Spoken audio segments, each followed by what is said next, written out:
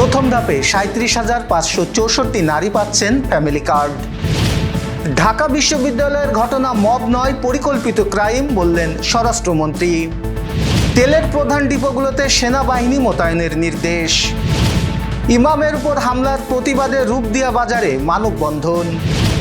কেশবপুরে ভেজাল দুধ তৈরির কারখানায় অভিযান, আটক ৬। ইরানের নতুন সর্বোচ্চ নেতাকে অভিনন্দন জানালেন পুতিন। বড় হার দিয়ে এশিয়ান কাপ শেষ করল বাংলাদেশ। দর্শক, আমাদের রাতের আয়োজনে আপনাদের সাথে আছি আমি এস.এম. আরিফ। শুনছিলেন প্রধান শিরোনাম।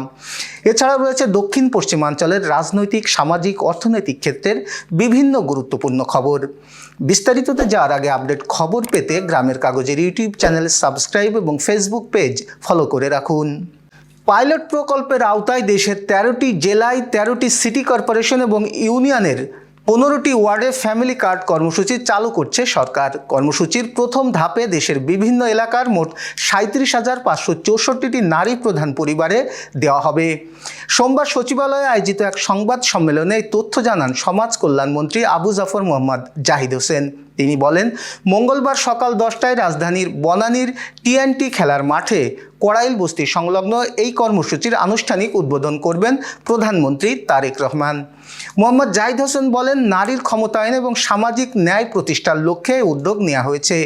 পরিবারে নারীকে প্রধান হিসেবে স্বীকৃতি দিয়ে তার নামে ফ্যামিলি কার্ড দেওয়ার মাধ্যমে বিভিন্ন সামাজিক সুরক্ষা সুবিধা সহজে পৌঁছে দেওয়া হবে। স্বরাষ্ট্রমন্ত্রী সালাউদ্দিন আহমদ বলেছেন, দেশে মব কালচার প্রবণতা কঠোরভাবে নিয়ন্ত্রণ করা হবে। মব সংস্কৃতি আর কোনোভাবেই গ্রহণ করা হবে না। সব কিছুকেই কেন মব বলতে হবে? কিছু কিছু সংগঠিত হামলা, বিচ্ছিন্ন ঘটনা, সুনির্দিষ্ট অপরাধ। মব স্টাইলে কারোর উপর জুলুম করা হলে তার বিরুদ্ধে আইনি পদক্ষেপ নেওয়া হবে। ঢাকা বিশ্ববিদ্যালয়ের ঘটনা মব নয়, পরিকল্পিত ক্রাইম। সোমবার কক্সবাজার জেলা প্রশাসকের কার্যালয়ে শহীদ এটিএম জাফর আলম সম্মেলন কক্ষে জেলা আইন শৃঙ্খলা কমিটির সভা শেষে সাংবাদিকদের এক প্রশ্নের জবাবে স্বরাষ্ট্রমন্ত্রী এইসব কথা বলেন। এর আগে সম্প্রতি ঢাকা বিশ্ববিদ্যালয়ে এক শিক্ষার্থীকে মারধরের ঘটনায় সরকার মব নিয়ন্ত্রণ করতে ব্যর্থ কিনা এমন প্রশ্ন তুললে স্থানীয় এক সাংবাদিক। জবাবে স্বরাষ্ট্রমন্ত্রী সালাউদ্দিন আহমদ বলেন, এর পেছনে ব্যক্তিগত কোনো সমস্যা নাকি অন্য কোনো কারণ রয়েছে তা খতিয়ে দেখছে আইন শৃঙ্খলা বাহিনী।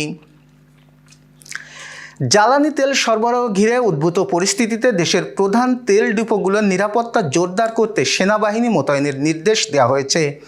সোমবার বিদ্যুৎ, জ্বালানি ও খনিজ সম্পদ মন্ত্রণালয়ের এক বার্তায় এই তথ্য জানানো হয়। বার্তায় বলা হয়, সাম্প্রতিক পরিস্থিতিতে দেশের বিভিন্ন ডিপো থেকে কিছু ক্ষেত্রে ডিলারদের হঠাৎ বেড়ে যাওয়া চাহিদা অনুযায়ী জ্বালানি তেল সরবরাহ করা সম্ভব হচ্ছে না বলে জানা গেছে। এর ফলে জ্বালানি তেল বিপণন কোম্পানিগুলোর কয়েকটি গুরুত্বপূর্ণ ডিপোতে অনাকাঙ্ক্ষিত পরিস্থিতি সৃষ্টি হওয়ার আশঙ্কা রয়েছে। ঝুঁকিপূর্ণ হিসেবে চিহ্নিত ডিপোগুলোর মধ্যে রয়েছে চট্টগ্রাম মহানগরীর পতেঙ্গায় অবস্থিত প্রধান স্থাপনা, খুলনায় দৌলতপুর, সিরাজগঞ্জের বাঘাবাড়ি, নারায়ণগঞ্জের গোদনাইল এবং ফতুল্লা, দিনাজপুর পার্বতীপুর এবং বরিশাল ডিপো। এবার যশোর সহ আঞ্চলিক সংবাদ।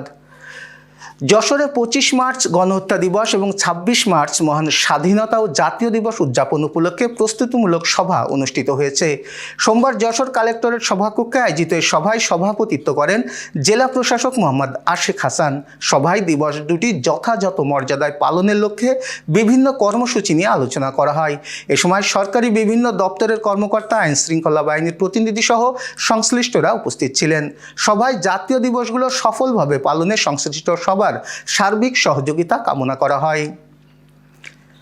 যশোর সদর উপজেলার কচুয়া ইউনিয়নের কচুয়া বিশ্বাসপাড়া জামে মসজিদের পেশ ইমাম মাওলানা সাইফুর রহমানের উপর হামলার প্রতিবাদে রূপদিয়া বাজারে মানববন্ধন অনুষ্ঠিত হয়েছে।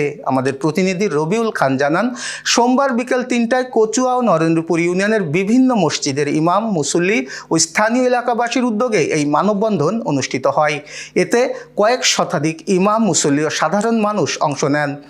বক্তারা বলেন, পবিত্র রমজান মাসে একজন ইমামের উপর হামলার ঘটনা অত্যন্ত নিন্দনীয় এবং দুঃখজনক। তারা অবিলম্বে হামলার সঙ্গে জড়িত কচুয়া ইউনিয়নের সাবেক ইউপি সদস্য ওলিয়ার রহমান ও তার সহযোগীদের গ্রেফতার করে দৃষ্টান্তমূলক শাস্তির দাবি জানান। উল্লেখ্য, রোববার জোহরের নামাজের পর কচুয়া বিশ্বাসপাড়া জামে মসজিদের প্রতিদিনের মতো মক্তবের শিশু শিক্ষার্থীদের ডাক দেওয়াকে কেন্দ্র করে ইমাম মাওলানা সাইফুর রহমানের উপর হামলার ঘটনা ঘটে। যশোরের ঝিকরগাছায় বাংলাদেশ প্রাথমিক শিক্ষক সমিতি ঝিকরগাছা শাখার আয়োজনে ইফতার ও দোয়া মাহফিল অনুষ্ঠিত হয়েছে। প্রতিনিধি রফিকুল ইসলাম জানান, সোমবার সংগঠনের নিজস্ব শিক্ষক ভবনে আয়োজিত অনুষ্ঠানে সভাপতিত্ব করেন সমিতির সভাপতি ডক্টর গাজী মুস্তফা কবির উদ্দিন। সমিতির সাবেক সাধারণ সম্পাদক ইকবাল আহমেদের সঞ্চালনায় ইফতার পূর্ব আলোচনা সভা অনুষ্ঠিত হয়। অনুষ্ঠানে প্রধান অতিথি হিসেবে বক্তব্য রাখেন শাহিদ হাসান শামীম। এদিকে যশোরের বাঘারপাড়া উপজেলার বন্দবিলা ইউনিয়নের প্রেমচারা বলফিল্ড মাঠে আরশাদ আসিয়া ওয়েলফেয়ার সোসাইটির উদ্যোগে ইফতার মাহফিল অনুষ্ঠিত হয়েছে। সংগঠনের সভাপতি রোস্তম আলী মোল্লার সভাপতিত্বে ও সাধারণ সম্পাদক শামীম আক্তারের সঞ্চালনায় অনুষ্ঠানে প্রধান অতিথি ছিলেন জেলা বিএনপির সাংগঠনিক সম্পাদক ইঞ্জিনিয়ার রবিউল ইসলাম। যশোরের অভয়নগরে বাংলাদেশ জামায়াত ইসলামের উদ্যোগে দোয়া ও ইফতার মাহফিল অনুষ্ঠিত হয়েছে। প্রতিনিধি জাকির হোসেন হৃদয় জানান, সোমবার বিকেলে নোয়াপাড়া মডেল মাধ্যমিক বিদ্যালয় মাঠে শিক্ষক, সাংবাদিক ও বিভিন্ন পেশাজীবী সংগঠনের সদস্যদের অংশগ্রহণে এই দোয়া ও ইফতার মাহফিলের আয়োজন করা হয়। অনুষ্ঠানে প্রধান অতিথি হিসেবে উপস্থিত ছিলেন যশোর 4 আসনের সংসদ সদস্য, যশোর জেলা জামায়াত ইসলামের আমির অধ্যাপক গোলাম রসুল। যশোরের কেশবপুর উপজেলার পাজিয়া ইউনিয়নের পাথরঘাটা গ্রামে অভিযান চালিয়ে একটি সংঘবদ্ধ ভেজাল দুধ উৎপাদনকারী চক্রের 6 সদস্যকে আটক করেছে র্যাব ও জাতীয় ভোক্তা অধিকার সংরক্ষণ অধিদপ্তর। গরুর দুধে জেলি, সয়াবিন তেল ও সোডা মিশিয়ে ভেজাল দুধ তৈরির অপরাধে তাদের বিভিন্ন মেয়াদে কারাদণ্ড ও আর্থিক জরিমানা করা হয়েছে। আমাদের প্রতিনিধি রায়হান জনি জানান, সোমবার গোপন সংবাদের ভিত্তিতে উপজেলার পাথরঘাটা গ্রামের ঘোষপাড়ায় র্যাব 6, সিপিসি 3 ও ভোক্তা অধিকার সংরক্ষণ অধিকার যৌথভাবে এই অভিযান পরিচালনা করে। অভিযানে নেতৃত্ব দেন র্যাব 6-এর camp commander major ATM Fazle Rabbi Prince. Mobile court পরিচালনা করেন কেশবপুর উপজেলা নির্বাহী কর্মকর্তা ও নির্বাহী ম্যাজিস্ট্রেট রেক্সনা খাতুন। এ সময় উপস্থিত ছিলেন যশোর ভোক্তা অধিকার সংরক্ষণ অধিদপ্তরের সহকারী পরিচালক মোহাম্মদ সেলিমুজ্জামান। এবার আন্তর্জাতিক সংবাদ। ইরানের নতুন সর্বোচ্চ নেতা হিসেবে মুস্তফা হুসাইনি খামেনির নিয়োগকে স্বাগত জানিয়েছেন রাশিয়ার প্রেসিডেন্ট পুতিন। তিনি তেহরানের প্রতি রাশিয়ার পূর্ণ সমর্থনের আশ্বাস দিয়েছেন। ক্রেমলিন জানিয়েছে, এক অভিনন্দন বার্তায় পুতিন মুস্তফা খামেনির নেতৃত্বের প্রতি আস্থা প্রকাশ করেন। তিনি বলেন, নতুন নেতা তার পিতার আদর্শ এবং কর্মকাণ্ডকে সম্মানের সঙ্গে এগিয়ে নিয়ে যাবেন বলে তিনি বিশ্বাস করেন। পুতিন আরও বলেন, বর্তমান কঠিন পরিস্থিতিতে মুস্তফা খামেনি ইরানি জনগণকে ঐক্যবদ্ধ রাখতে সক্ষম হবেন। একই সঙ্গে তেহরানের প্রতি রাশিয়ার অটল সমর্থন ও সংহতির বিষয়টি তিনি পুনর্ব্যক্ত করেন। Renaissance hospital and diagnostic centre. রেনেসাতেই মিলছে কম খরচে উন্নত সেবা, তাই নিশ্চিন্তে আমাদের সেবা নিন, সুস্থ থাকুন। Renaissance hospital and diagnostic centre, সদর হাসপাতাল মোড়, দরাটানা, যশোর।